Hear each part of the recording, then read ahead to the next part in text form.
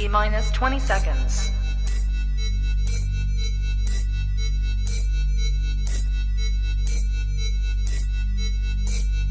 10, 9, 8, 7, 6, 5, 4, 3, 2, 1, 0.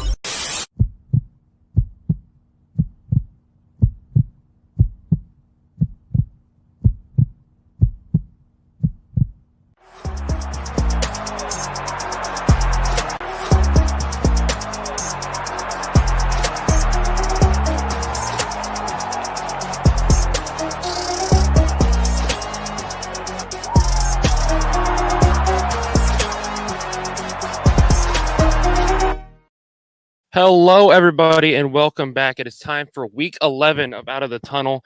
We got our regular cast back here with you this week, Slade and Nick joining me. We are excited to get you guys ready for week 11. We're getting close to college football playoffs. We're getting close to the end of the season, so things are ramping up in intensity. It makes college football just that much more fun. So we are excited to get this show on the road. Without further ado, as always, let's just dive right into our headlines. Nick, why don't you go ahead and get us started today? Yes, so we've kind of slightly talked about this a little bit before, but I want to hear what you guys' official answer is. So I want to know, do you guys think it's still Georgia, Ohio State, Michigan, and then kind of everybody else, or do you think that Georgia still has one step above as far as their tiers go? Do you think that they're still one step above the rest? Slade, I want to hear what you guys say first. I Yeah, talked to so Georgia yesterday.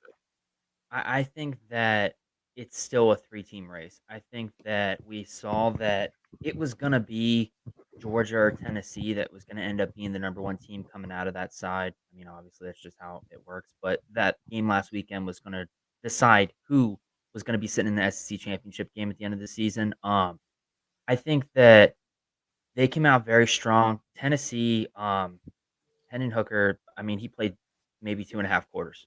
The first quarter, you can't count because he was thrown to the other team or what looked like he was. They couldn't even catch the balls he was thrown at him.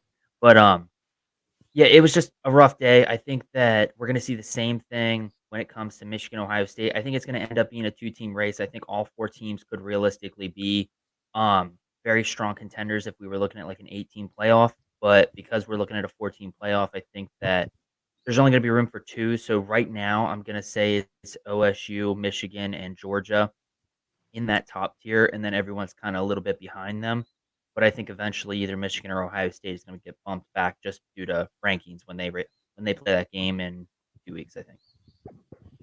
Yeah, I mean, for me right now, I'm going to put Georgia in a tier all on their own. I think they've demonstrated that when it comes time to play a big game, that they absolutely show up and they put out. Now, my only thing is, if they're going to have to play a true road game or a neutral site game that isn't 5 minutes down the road from Athens, where it's going to be a little bit more difficult for their fans to show up. It's not going to be a home environment like it was against Oregon. I mean, we haven't really seen them respond in that type of environment. But when they get called upon, they had number 1 Georgia come to town. They played number 10 Oregon at the beginning of the season, and they just go out there and steamroll these teams. And now we look at how good Oregon has played since, and we know what Tennessee had leading up to that game. This is a Georgia team I don't want to play. If I am anybody in this field, I am praying that I get the number 2 or 3 seed and I don't have to play Georgia first round.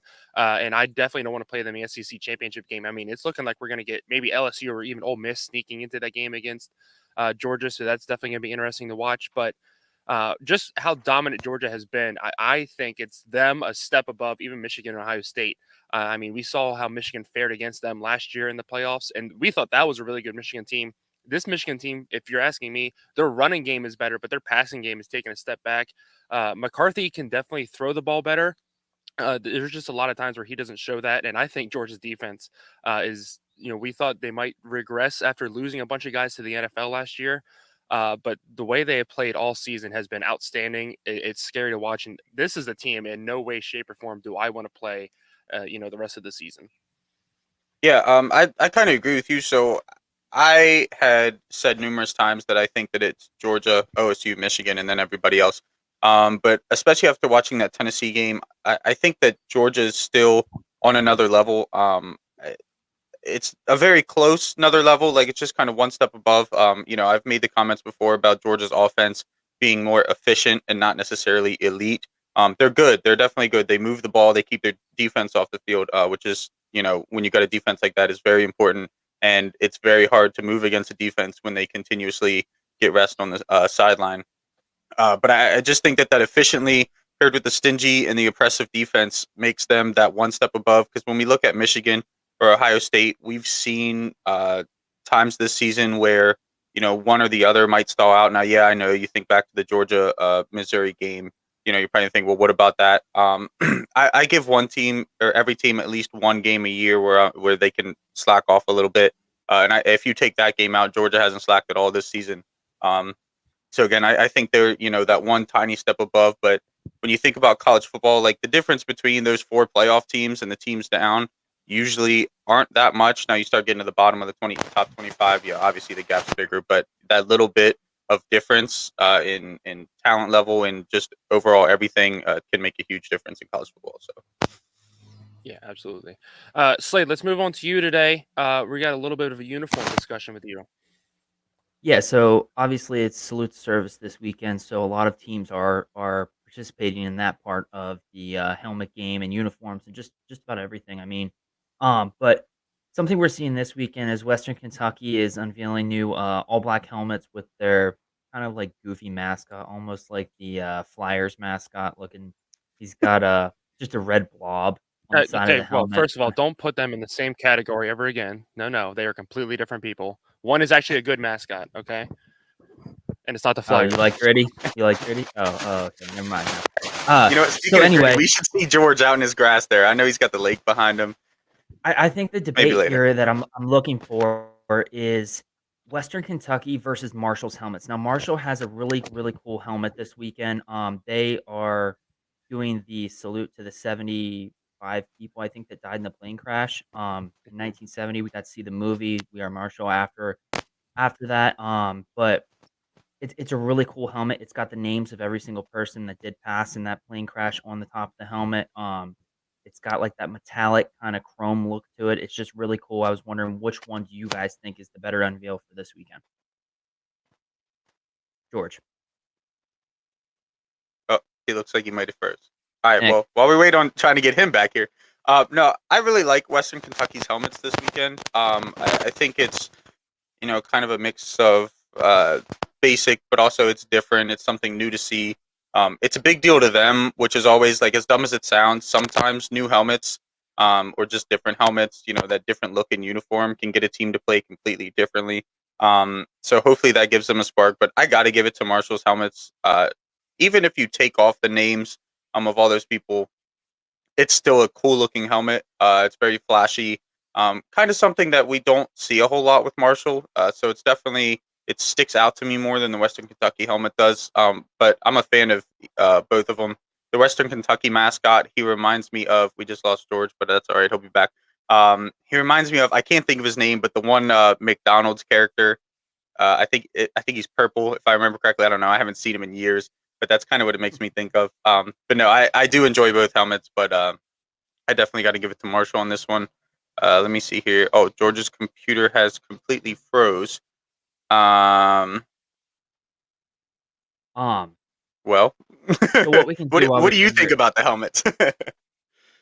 I think that when you're talking about like a legacy and the different things that have happened, I think that the Marshall helmets are by far the better version. I think if you're looking at like goofy, like who approved this to be able to go in the field, but it's kind of cool. It's Western Kentucky. Obviously, there's a lot of teams. I think like 10 or 15 teams are gonna do salute to service helmets this weekend. So it'll be interesting to see how that goes. I think that we could kind of roll into George's topic next, and he should be back to be able to give his viewpoint on it. So his topic is kind of referring to the bowl games. So it's what teams are in danger of missing bowl game this year. He wanted us to pick one or two teams that we feel is a surprise that they could possibly miss. They're kind of on that borderline. So what are your thoughts first on that, Nick? Yeah, so the first team that I picked was Michigan State. They're currently sitting at 4-5. Um, to me, this was a big surprise because this was a team that was ranked, I believe, in the teens, if I remember correctly, in the preseason poll and at the start of the season. And obviously, they went from being ranked to possibly missing a bowl game. And this would be the first time that they do miss a bowl game since technically 2020, but I don't count the 2020 season for anything. So I'm going to say 2016. That 2020 season was when Tucker had taken over the team. Michigan State, they would have to beat Indiana at home, which, obviously is somewhat favorable to them. That's not going to be an easy game for them whatsoever, I don't think. And then they have to travel over to Happy Valley and beat Penn State in order to get to 6 wins. I don't find that very realistic for them. I think that, there's a chance that they could pull both of those games out, but I think at the very least they're looking at, pulling out against Indiana. So obviously we'll see how that goes, but I do not like Michigan State's chances. And then my second surprise team, we got George back here, is Oklahoma. They're currently sitting at 5-4. Another team that started the season in the rankings, kind of had a lot of not kind of, but had a lot of high hopes for their season early on, and now they find themselves still 1 win away from a bowl game. So unlike Michigan State, I do think that they end up pulling it off. They have a game today against a weak West Virginia team, but they'll also be on the road. So you can't overlook West Virginia, especially when you got the next 2 games coming up, because next week they have Oklahoma State, which isn't going to be an easy win for them, especially in a rivalry game. And then they end their season on the road at Texas Tech. We all know Texas Tech likes to play teams likes to try to ruin other teams' seasons. So if they go into that Texas Tech game needing a win, it's going to be a very tough environment in order to get that. I think that their best chance is by winning today so they can secure their spot and not have to worry about it. So yeah, I'm back. Welcome back. George, we'll go to you to give your 2 teams. This is your topic. We introduced it, and Nick gave his thoughts. So what are your thoughts on the topic that you gave? Well, first, I want to go back and pick the helmet. I'm going with Marshall's helmet this weekend. I really like Western Kentucky's. The matte black helmets always look good. But just the salute to those that have passed in that terrible accident, I think it's just a little bit more special. Now, as far as my teams, I have missing bowl season. I'm going to go with Arkansas first of all at 5-4. Now, somehow Vegas thinks that they're going to keep it close against LSU today, and I think it is possible to keep it close, but it's ridiculous. This is a team that was ranked in the top 10 in the country just a few weeks ago. It feels like it was only a month ago, and how far they've fallen.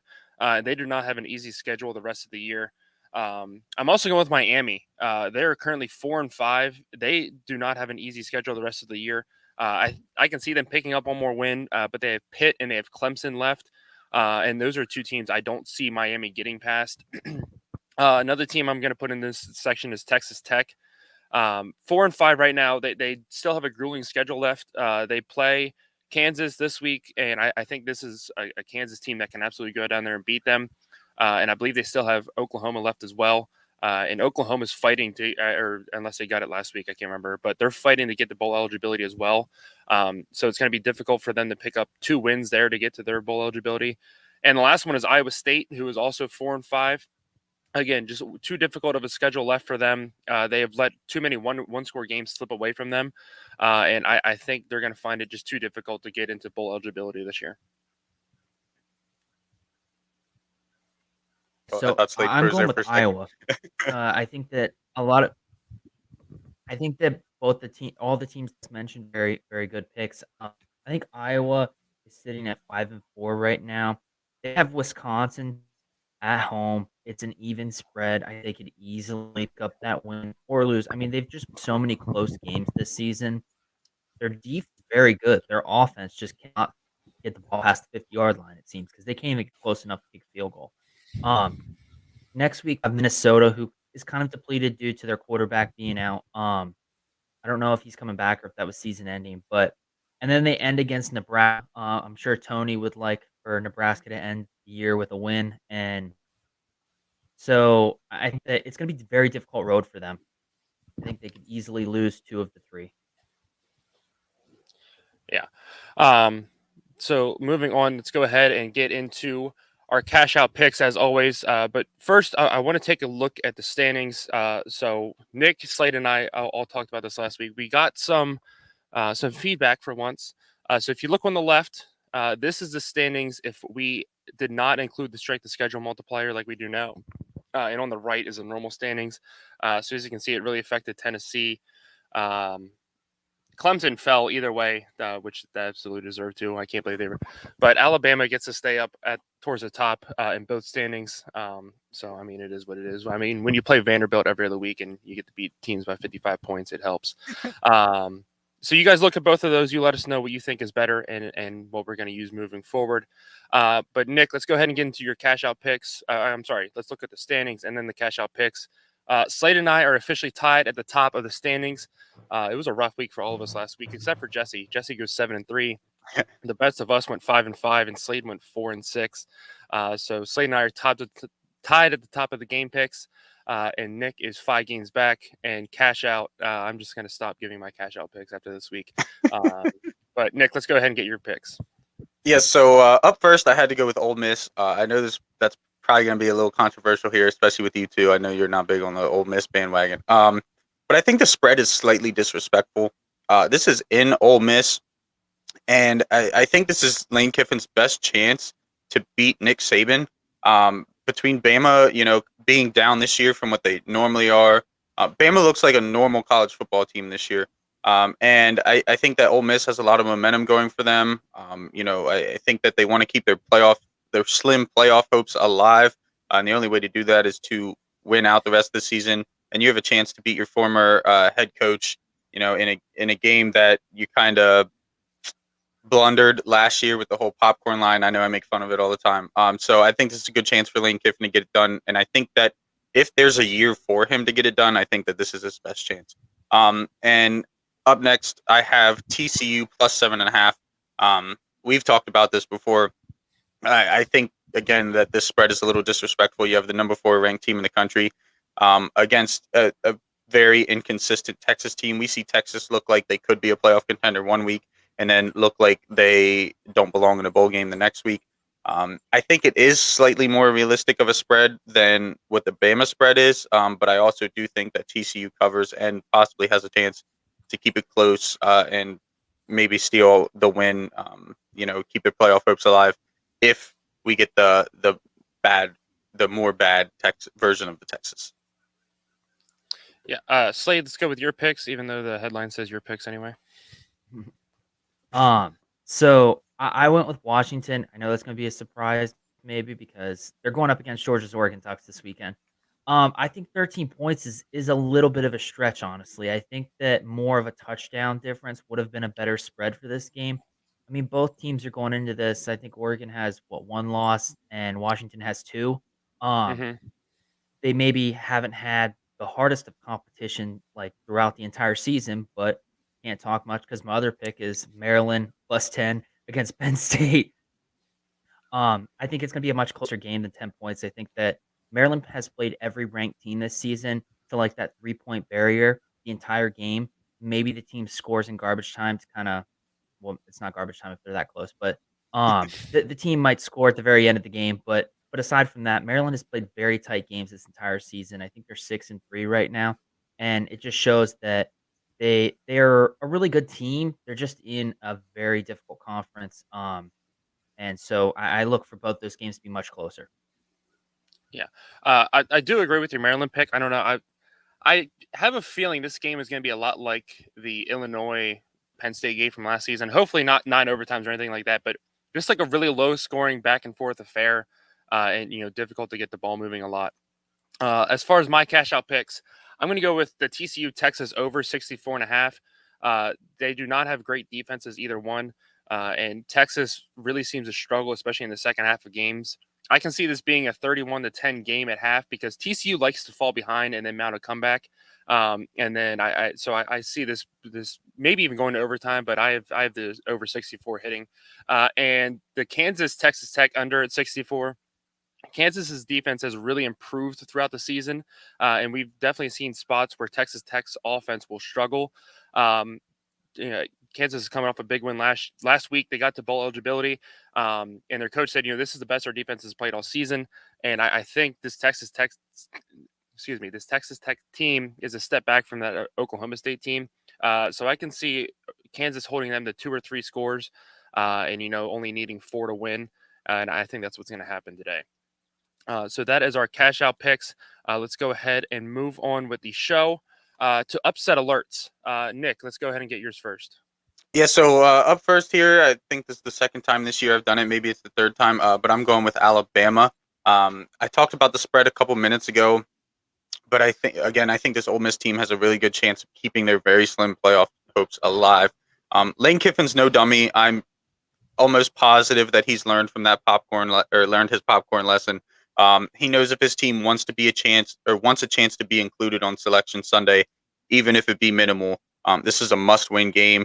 As I said before, this is a down Bama team, but you're getting them at home, and your playoff chances rely on you winning out. So the only way to do that is to start with the first week. I think Lane Kiffin has a very good shot at getting that done. Slade? Yeah, so my upset alert is going to be TCU. Although the spread doesn't say that it would be an upset, the rankings for sure show that it would be an upset. I don't know how the number 4 team is a 7.5 point under against the 18th team in the nation. But we'll see. I'm all aboard the Texas train. Georgia's getting that tattoo. They need to win out, and this is their game to be able to win out. They win out. I even forgot to use my right hand too.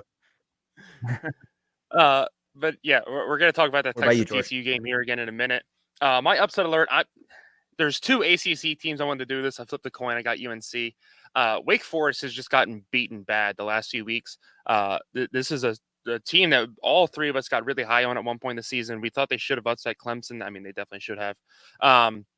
But they've fallen on hard times here. I think Sam Hartman kind of rallies his team, especially at home. UNC does not have a very good defense, although it has improved throughout the season.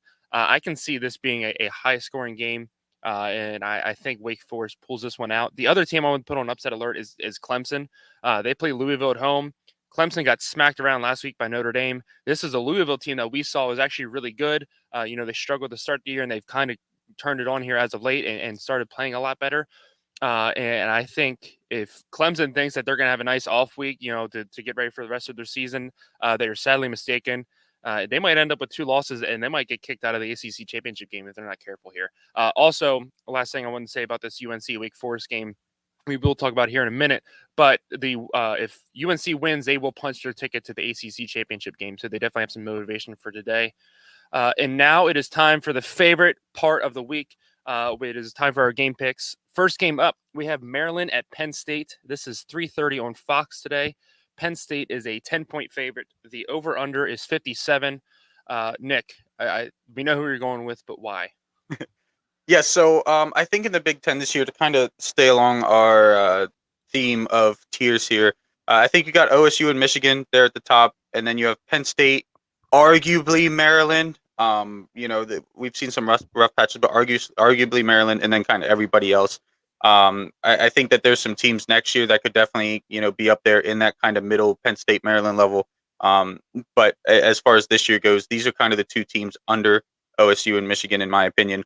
But I do think that this is a game that Penn State shouldn't have, I don't want to say any troubles with, because it's a very good Maryland team, but shouldn't have a crazy amount of trouble with it. This is a very good defense. Maryland loves to pass the ball, and we have one of the best secondaries in the nation. So being able to control that explosive passing game and force them to try to get their run game going, which I don't think they have a run game anywhere near like Ohio State or Michigan. So I think that should be a decently easy job for us. But again, we have to control that passing game. Don't let Maryland spread the field like they like to do.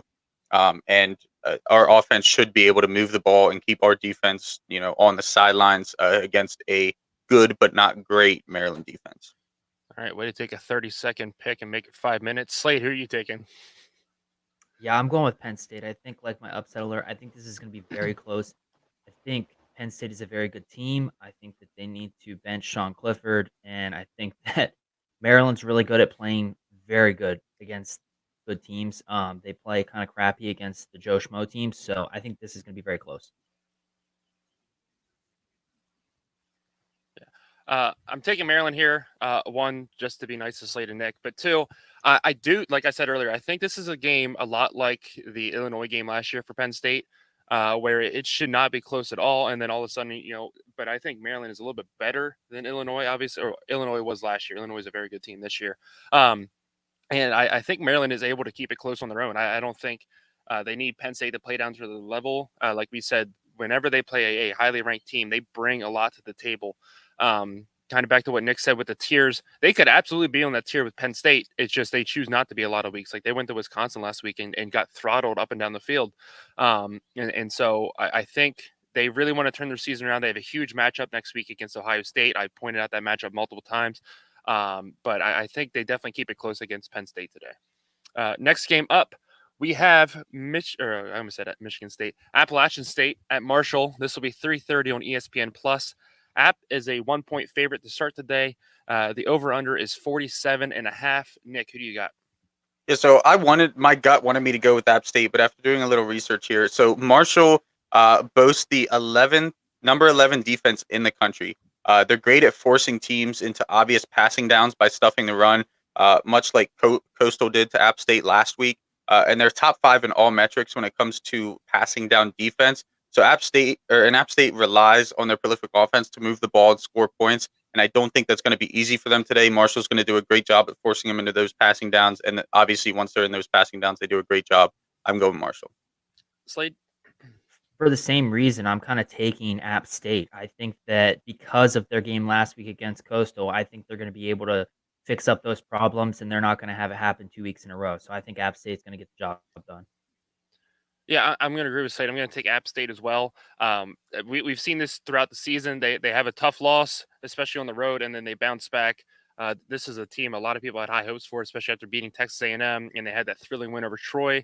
And then you kind of haven't heard a lot from them, the rest of the season. The rest of the Sun Belt kind of got pushed to the side when it's like, okay, we got to watch real football now, even though I don't agree with that statement. But I think App State is a little bitter from last week. That all but eliminated them from the Sun Belt championship game. And so I think App State comes out and they beat Marshall today.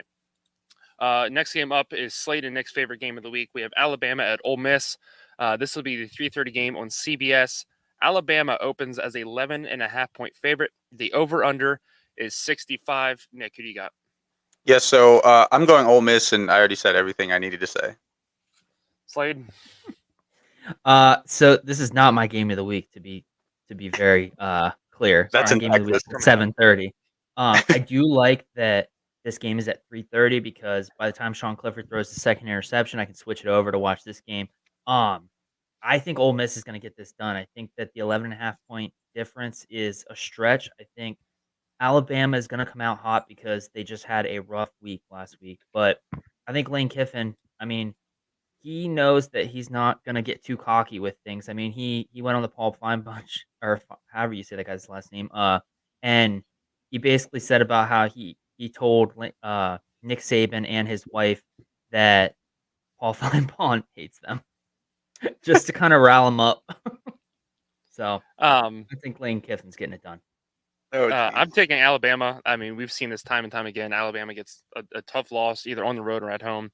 They come out the next week and they play like the Alabama we expect them to. I think both of these teams are absolute frauds.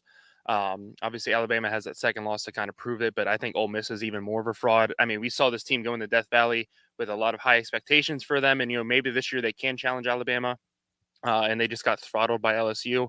And so I think Alabama wins this. I think they do kind of keep it a little bit closer than last year, but I think this is Alabama all day. Next game up, we got Wisconsin at Iowa. Iowa fighting to stay in the Big Ten West race somehow. This will be 3:30 on Fox Sports 1. Wisconsin is a 1.5-point favorite. The over/under is 35, which doesn't even surprise me with Iowa games anymore. Nick, who do you got?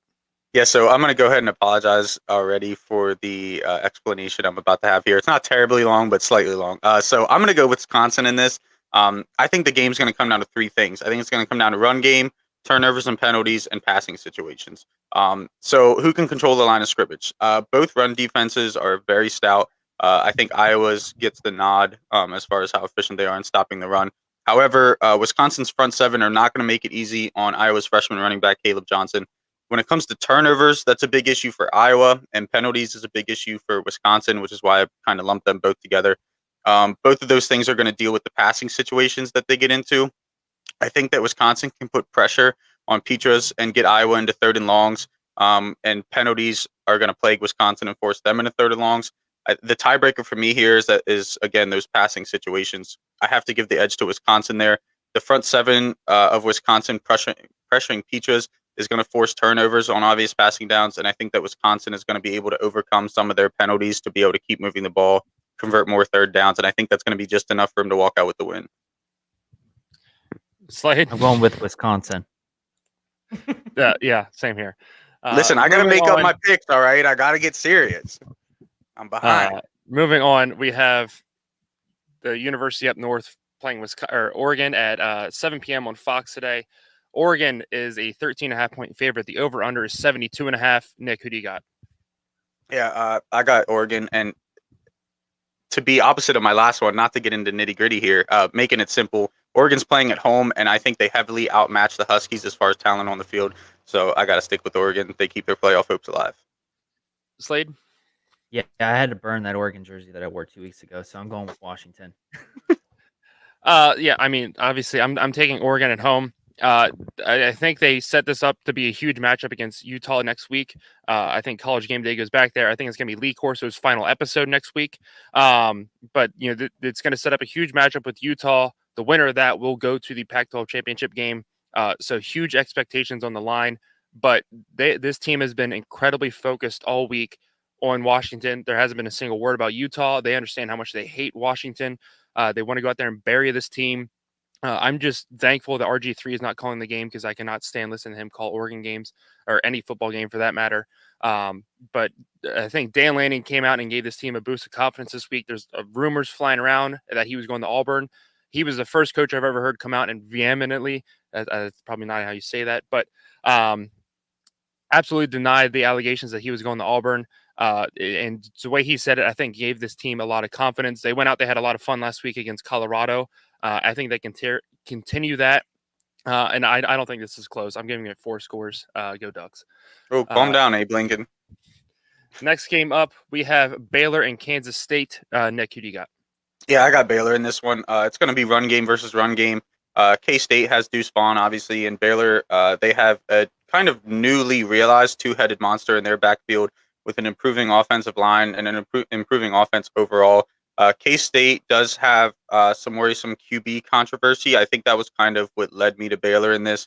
They had a quarterback who was kind of playing good. They played another one, and he played decent, but also had some struggles. But K-State is also 0-3 against Baylor in Chris Kleiman's tenure. Add on Baylor's home field advantage, and I think that the Bears pull out a close one against their division rivals. Slade? Yeah, I'm going with Baylor pretty much because I think that K-State has the better all-around team, but Baylor has the better offensive team. And when it comes to Big 12, defense doesn't matter. So I'm going with the better offensive team. I'm going with Kansas State. I think it's interesting. Nick said Baylor has a better run game when they absolutely don't. Deuce Vaughn and then both of their quarterbacks are absolutely running backs. I'm going to take Kansas State on the road. This is not a very good Baylor team. Kansas State's a little upset after last week, and I think they come out and they get a little bit of sweet revenge. They keep their name in the Big 12 championship race, but I'm taking Kansas State. I'm going to have to rewatch this episode because I don't have in my notes that Baylor has a better running game. So if I said that, I did not. Yeah, that is exactly what you just said. I think the reason he said that is because they average like 30 more offensive rushing yards a game. So, I mean, technically, statistically, they run better, but I understand what both you're saying. I'm going to have to check the episode because I did not mean to say that they had the better running game. I just thought that it was going to be slightly better this game. I heard him. He said Baylor's going to run all over. Yeah, 300 rushing yards. Slade's favorite game this week is TCU at Texas. He's got his Texas shirt on. This will be 7:30 p.m. on ABC. College Game Day's there.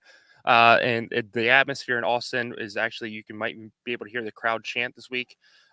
Texas is a 7.5-point favorite. The over/under is 65. Nick, who do you got? Yeah, so we already talked about the disrespectful thread, and I think that there's more to it. So TCU is 7-3 against Texas since joining the Big 12 in 2012, and they're 4-1 in games that are played in Austin. So I didn't believe it when I first read it. I had to reread it and double check it. But this isn't a team that's going to get complacent because they're currently placed, in the playoff rankings.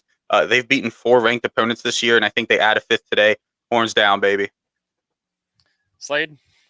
I'm going with Texas here. I think that this is their hardest game left of the season, rank wise, and so I think that if they can really grind this game out, Georgia's going to be sweating it for these last 2 games of the season. I'm actually going to take Texas as well. We just seen this time and time again this year where this team that deserves all this credit is not getting it, finally gets it, and then it's not their fault, but they just go out and just kind of fall flat on their face. Like I said earlier, they like to fall behind in their games and then mount a comeback. Sooner or later, that is going to bite them, and they're not going to be able to finish it all the way off. I think they fall behind 31-10 this week. Going in the half, I think they come out the second half. They completely shut down Texas. I have it 34-34 in overtime, but I have Texas squeezing it out in overtime. I think that it's going to be hard to mount a comeback when you got Pat McAfee and the all right Matthew McConaughey on the sidelines as they're up by 20 at halftime. So I did want to say, I forgot to say this when I was thinking about. So Texas has come out slow in games this year, as well as TCU. So I think this could be a very low scoring first half, and then it might explode in the second half. They'll probably drop like 40 points just in the second half alone. Did you watch like one Texas game this year? No. They've come out multiple games. They go up big in the first half, and then they don't score in the second half. All right, I'll send you TCU's Penn State from 2 years ago. James Franklin going into the tunnel at halftime. We're a second half team. We're going to come out. All right. Next game up we have is UNC at Wake Forest. This will be 7:30 on ESPN2. Again, like I said earlier, if UNC wins, they punch their ticket to the ACC championship game in Charlotte at the end of the year. Wake Forest is a 4-point favorite at home, though. The over/under is at 78. Nick, who do you got? Yeah, so this almost gives me Big 12 matchup vibes because there's absolutely zero defense in this game. If history repeats itself, it's going to be high scoring, close game. I think their last 3 games have been 58-55 or close to those scores. So both offenses are very prolific. They're able to move the ball, very explosive, and both defenses are mediocre. Normally, I would give the edge to Wake with them being at home. But UNC has all the momentum. Wake has none, and UNC can lock in their chances in the ACC. So I'm going UNC. Slade? I'm going UNC also. I think Drake May is the star of UNC, obviously, and I think that if you're the leading passer and the leading rusher of your team, he's basically Lamar Jackson, and so I think that he did pretty good at Louisville, and so I think that he's going to be able to kind of channel that and use it to his advantage today against Wake Forest. Sam Hartman has been the story of the season. He came back from being not able to be cleared by doctors to play to then being cleared to play. And it was kind of like a Cinderella story, but I don't think it's going to end that way. I think that he's going to have this mediocre end to the season just because he's got some tough competition. Yeah, I am going to go with UNC here as well. I think Drake May is a difference. I said last week, I think he deserves to be in the Heisman conversation. UNC is not getting any appreciation at all. I think they played a super difficult schedule. I mean, you think about it, they went on the road early in the season. They played at App State and at Georgia State. I understand those are not huge names, but it's still difficult to go on the road when a lot of these other teams, you think about Michigan, you think about Ohio State, they're sitting at home every week. They're playing, borderline FCS schools. UNC at least went on the road and played these schools. They played really well. Their only loss right now is to Notre Dame. It was a home loss, and I think if they're able to run the table and even win the ACC, which they are my pick to win the ACC right now, I think they deserve a little bit of consideration for the playoffs, at least more than they're getting now. They should get the same consideration as Clemson's getting. Next game did you boys know? You can call me an idiot if so. I will fully accept it. But did you know that Drake May is Luke May's brother, the guy who won the championship with UNC basketball a couple years ago? I did not. Yeah, I was watching the game the other day, and they were both chilling in the bleachers, and I was like, wait a second. So yeah, I had to throw that out there. He reminded me of it when he said Drake May. I was like, I gotta tell the boys.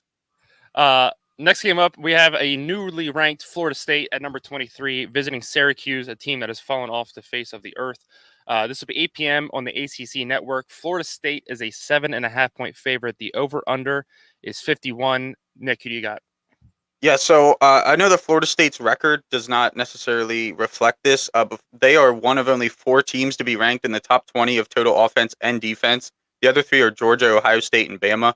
Um, Again, I don't. Their record obviously doesn't reflect that, but this is a very good Florida State team against a struggling or newly struggling Syracuse team that has kind of lost all hope after a tough 3-game losing streak. Their last loss being 9-19 to Pitt of all people. So I got to go with Florida State. Slade? Yeah, I went with Florida State also. I think that they are a better offensive rushing team. And so I think, yeah, I'm waiting for Georgia's rebuttal on that. But I think that I ran Syracuse into the ground with my picks. I mean, I ran them so far into the ground that there's no coming back. And that's why I have to go with Florida State this weekend. Yeah, I mean, it's a good thing they already have 6 wins. Otherwise, they might not make bowls this year. Yeah. But no, I'm going to go Florida State as well. There's just too much concern at the quarterback position for Syracuse. They're not sure if they're going to have their full-time starter back or not, or how good he's going to be able to play. This is a Florida State team that went out and just steamrolled Miami last week, which was so much fun for me to watch. And so I think this Florida State team has a lot of momentum. There's still an outside chance they can make the ACC title game, especially if NC State continues to struggle. I know they got a big win against Wake last week, but they don't have an easy road ahead. And if Clemson can fall apart a game or two here, Florida State is still in this race, and I think they keep their chances alive this week. And now it is time for the Jackwagon Sports Game of the Week for Week 11.